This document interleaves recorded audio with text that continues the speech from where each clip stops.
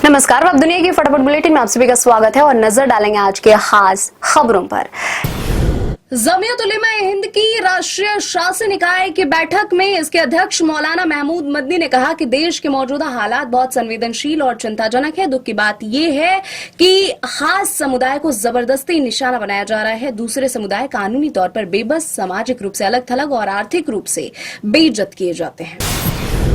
भाजपा नेता संबित पात्रा ने मदनी के बयान पर आपत्ति लेते हुए कहा, वह न केवल भड़काऊ बयान है अपितु देश को विभाजन की ओर ले जाने की कुचेष्टा है। उनका कहना कि जिहाद होना चाहिए, जब जब जुल्म होगा जिहाद होगा। मुझे लगता है कि ये काफी अनुचित वाक्य है। एयरबस A320 सीरीज के विमानों पर सोलर रेडिएशन का खतरा। एयरबस कंपनी सॉफ्टवेयर अपग्रेडेड कर रही है, जिससे भारत में 350 से अधिक उड़ानें प्रभावित होंगी। इंडिगो को होगा सबसे ज्यादा नुकसान। श्रीलंका में तबाही मचाने के बाद तमिलनाडु तट की ओर बढ़ रहा चक्रवाती तूफान दितवाह 30 नवंबर को सुबह तमिलनाडु के तट पर दे सकता है दस्तक। IMD ने तमिलनाडु समेत 4 राज्यों में जारी किया भारी बारिश का अलर्ट। साइक्लोन प्रभावित श्रीलंका का मददगार बना भारत। शुरू किया ऑपरेशन सागर बंधु। इंडियन एयरफोर्स के C-130J प्लेन में भेजी 12 टन राहत सामग्री। इसमें तूफान से प्रभावित लोगों के लिए टेंट, तिरपाल, कंबल, हाइजीन किट और रेडी टू ईट भोजन शामिल है। उप मुख्यमंत्री DK शिवकुमार के साथ ब्रेकफास्ट के बाद कर्नाटक के CM सिद्धरामैया ने कहा, हमने तय किया है कि हाईकमान जो भी कहेगा हम मानेंगे। कल से कोई असमंजस नहीं होगा, अभी भी कोई असमंजस नहीं है। दिल्ली की एक अदालत ने गैंगस्टर लॉरेंस बिश्नोई के भाई अनमोल बिश्नोई के हिरासत में भेजा। कुछ समय पहले प्रत्यर्पित हुए अनमोल को कोर्ट ने NIA की हिरासत 5 दिसंबर तक बढ़ाई। दिल्ली नगर निगम उपचुनाव से पहले आम आदमी पार्टी को झटका देते हुए उसके वरिष्ठ नेता और पूर्व विधायक राजेश गुप्ता शनिवार को भाजपा में शामिल हुए। गुप्ता ने कहा, केजरीवाल के पतन के पीछे सबसे बड़ा कारण कार्यकर्ताओं के साथ इस्तेमाल करो और फेंको वाला व्यवहार था। भारतीय किसान यूनियन आजाद ट्रस्ट ने यूपी में जारी मतदाता सूचियों के विशेष गहन पुनर्निरीक्षण की अवधि 3 महीने बढ़ाने के लिए सुप्रीम कोर्ट में याचिका दायर की।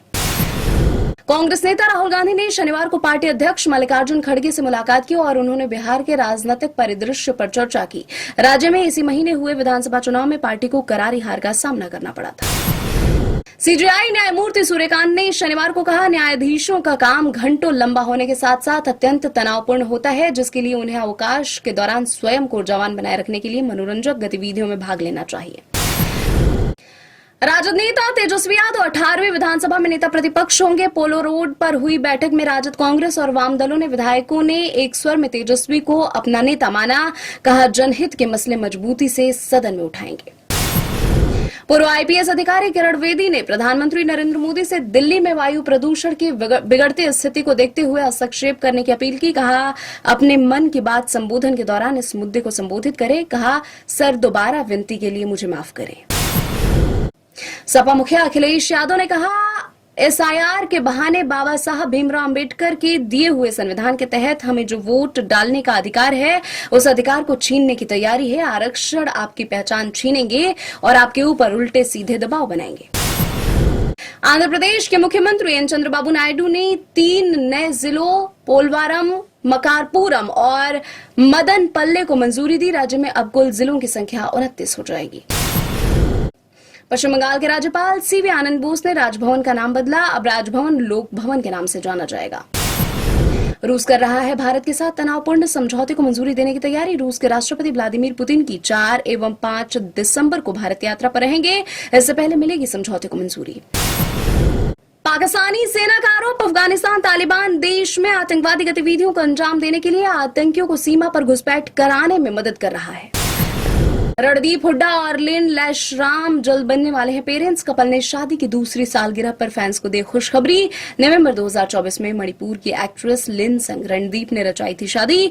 नसीरुद्दीन शाह के थिएटर ग्रुप में हुई थी पहली मुलाकात। 56वें international film festival of India का गोवा में हुआ समापन। भारतीय सिनेमा में 50 साल पूरे करने पर रजनीकांत को मिला लाइफ टाइम अचीवमेंट अवार्ड। समापन समारोह में फिल्मी जगत के दिवंगत कलाकारों को भी दी गई श्रद्धांजलि। ये थे आज के फटाफट बुलेटिन। ऐसे ही ताजा अपडेट्स के लिए बने रहे हमारे साथ, यानी कि विजिट करें वेब दुनिया पर।